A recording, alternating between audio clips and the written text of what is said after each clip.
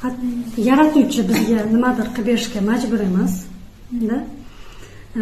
Allohdan so'raymiz. Agar u bermayotgan bo'lsa, biz so'rayotgan narsani bermayotgan bo'lsa, bu eng xayrlisi deb bilish.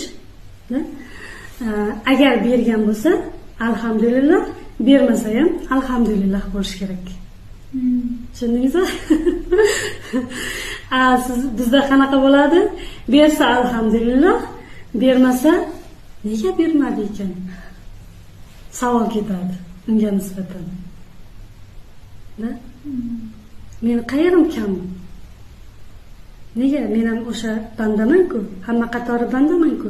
Ana unga berdi, nega menga bermayapti? Ko'rasizmi?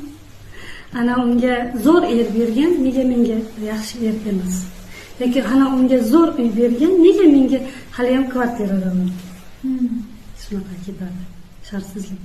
Shart bo'lsa, ichidan, o'sha yaratuvchiga ham o'shanaqa ketadi-da, nima deydi? Odam o'zi anglamagan, bilmagan, ongsiz ravishda o'sha anaqa ketadi-da, pretenziya ketadi. Shikoyat qilib qo'yadi. Sen o'zi anglamagan holda.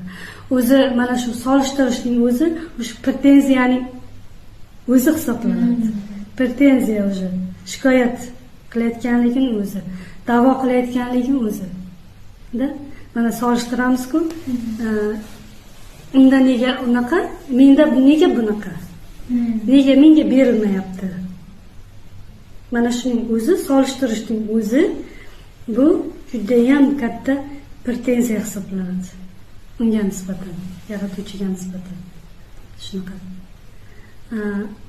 Bu ana qanaqa